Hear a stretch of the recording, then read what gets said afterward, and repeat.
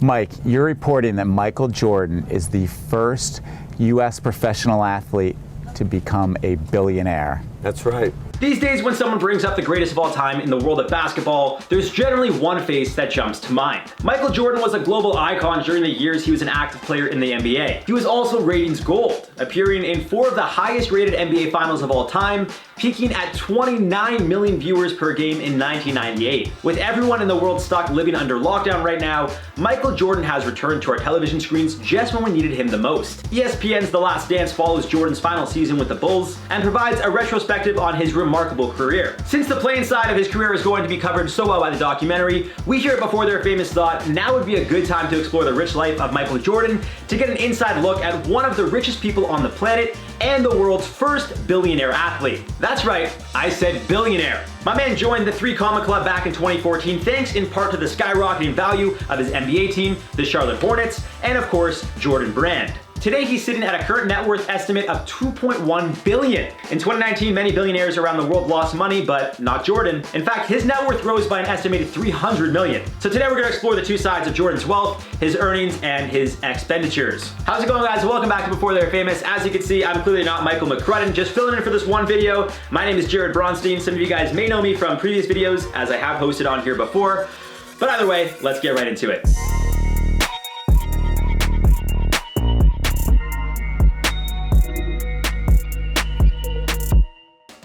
According to Forbes, MJ's current yearly earnings are roughly in the $145 million range, and he's making more now than he ever did as an NBA player. He earned around $94 million in total NBA salary. If you want some perspective on those numbers for 2020, Jordan's first contract he signed in 1984 was worth $2.8 million over 4 years. That's about $7 million today, adjusting for inflation. By comparison, last year's #1 pick, Zion Williamson, will make $44 million over 4 years. It wasn't until Jordan's 12th season with 4 NBA chips and 4 MVP trophies under his belt that he was awarded the league's top salary of $30.1 million, and the following year he signed another 1-year contract, this one worth $33.1 million before retiring in 1998. Now, the NBA might have made Jordan famous and wealthy, but it was his endorsement deals that made him rich. Over nearly 4 decades, he earned an estimated $1.7 billion off the court from brands like Coca-Cola, McDonald's, Wheaties, Chevrolet, Gatorade, Upper Deck, Hanes, and of course Nike, as I'm sure you guys can probably see on the shirt. You know what, the thing is, I never wore Nike shoes until I signed a Nike contract. All through college, we wore Converse, and up to that point, my favorite shoe was an Adidas shoe, you know. As of 2020, it was reported that Jordan was making $100 million a year from Nike royalties alone, which is a far cry away from what he started off making from when he initially signed with Phil Knight for $500,000 a year in 1984. Today, Nike's Jordan Brand brings in roughly $3 billion in revenue each year, and is still so popular that partnerships with more modern brands like Fortnite happen on the regular. Even today, with the coronavirus impacting sales figures all over the world, sales for Jordan Brand are still looking to increase over what they made last year. The brand had its first billion-dollar quarter in late 2019, further proving that absolutely nothing can stop Michael Jordan from winning. What hope does something like coronavirus really have against the GOAT?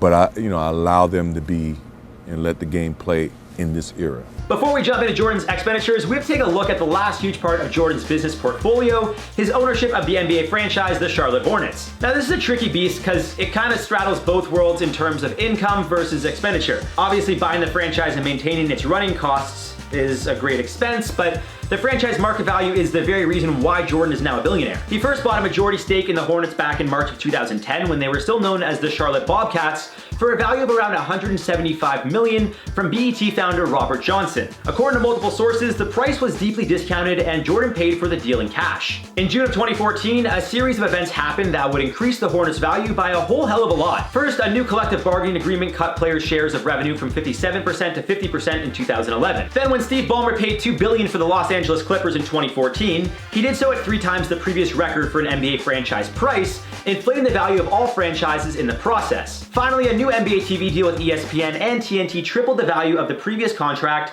and all of these things are taken into consideration when valuing an NBA franchise. The team is now worth $1.5 billion, and for a time, Jordan owned 97% of equity in the club. In 2019, Jordan sold a minority share of the Hornets, roughly 20%, to New York-based hedge fund managers. Jordan is currently the only former NBA player with a controlling stake in one of the league's 30 franchises, and despite having said that winning a championship as an owner would be more gratifying than any of the 6 rings he won as a player, He has yet to ever pay luxury tax for going over the salary cap threshold, which is usually one of the first steps toward building a true contender. And there's Michael Jordan, chairman, became the majority owner back in 2010. All right, let's jump into the fun stuff and take a look at how Jordan spends his money. The man has at least 5 homes that we could keep track of at the time of this recording. His biggest home is an enormous mansion in Chicago that's actually been on the market for over 7 years. Jordan had the entire house and the surrounding property built from scratch to suit his personal tastes. The house was originally listed at $29 million and features an infinity pool with the grass island in the middle of it,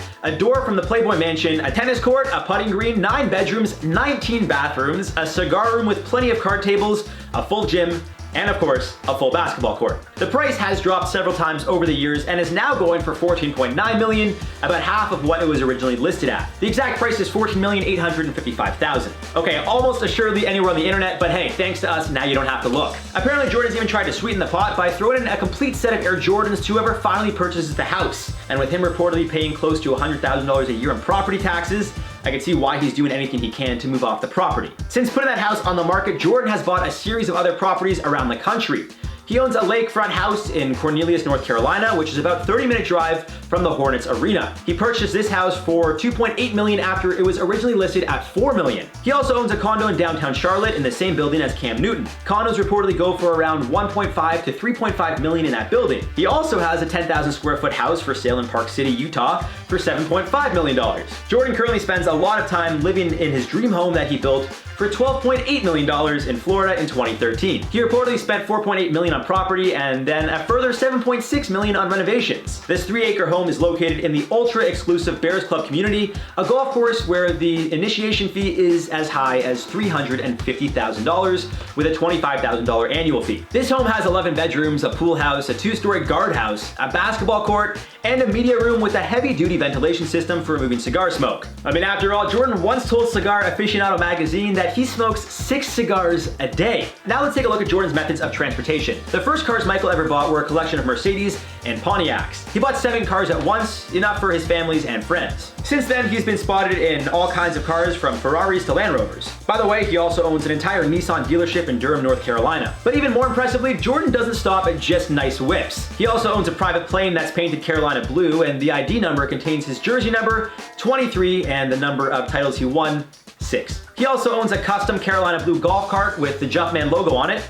And I know what you're thinking, where does he even use that thing? Well, he also paid for and built a private golf course because he was annoyed by the pace of play at his previous country club. His course is located in Hobe Sound, Florida, and is called Grove 23 because, well, I mean, what else did you guys really expect him to call it? Rounding out his investment portfolio, Jordan has participated in funding Switzerland-based sports data provider Sportradar, headphone brand Music, freelance tech marketplace Gigster, and a parent company of eSports Squad Team Liquid, Asiomatic, which was recently valued at $320 million.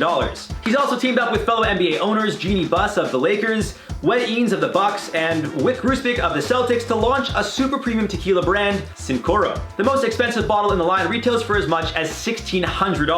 MJ also joined an investor group that bought MLB's Miami Marlins for $1.2 billion in 2017, along with longtime pal Derek Jeter. Jordan reportedly owns less than 1% of the team. Finally, Jordan is a partner in Cornerstone Restaurant Group, which runs 5 Jordan-branded restaurants, including a steakhouse in Washington, and Michael Jordan's restaurant in Chicago, which serves elevated American classics. In terms of legal cases and lawsuits, Jordan has, as per usual, often come out on the winning side of things. In 2016, he won a lawsuit against a Chinese sportswear company that was using a logo similar to Air Jordan, and symbols were also used on the shoes that spelled out MJ's name in Chinese. 2 supermarkets, Dominic's and Jewel Osco, also associated themselves with his brand without permission. He sued and won millions, which he then donated to 23 charities to benefit the children of Chicago. The one time he lost in court was during his divorce from his wife, Juanita Benoit, who was the mother of 3 of his 5 children. The pair were married in 1989 and divorced in 2006. The dissolvement cost MJ a whopping $168 million. But ex-wives and children aren't the only places that Jordan sends his money. He's also donated $7.2 million to build 2 Novant health clinics in Charlotte, North Carolina. For 13 years, he's also hosted an annual celebrity charity golf tournament in Charlotte,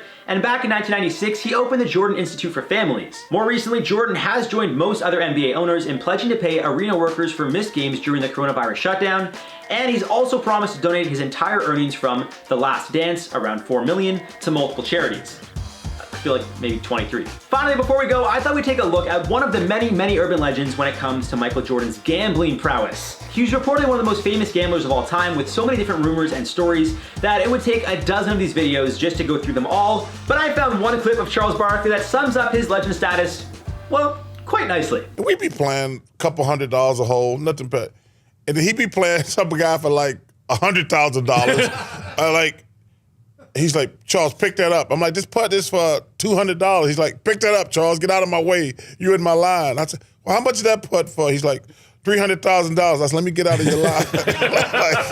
Hey, you like, seriously, it was crazy, man. Well, there you have it for the rich life of Michael Jordan. Like I mentioned off the top, when you take into consideration all of his income and subtract all of the many expenses he has, you're left with a whopping $2.1 billion net worth, which is good enough to make Jordan the 1,001th richest person on the planet. Pretty remarkable for a kid who started off in the streets of North Carolina. I hope you enjoyed this video, and if you want to learn more about the rich life of any other athlete, sound off in the comments down below. Don't forget to check out our other recent videos in this series like Doja Cat, Tekashi 6ix9ine, and yes, even Carol Baskin. All right, guys, stay safe. I promise you Mike will be back soon, so take it easy on me in the comments down below, or don't, because I've been on this channel before, so I know what to expect. I've been your host, Jared Bronstein, and we'll see you in the next one.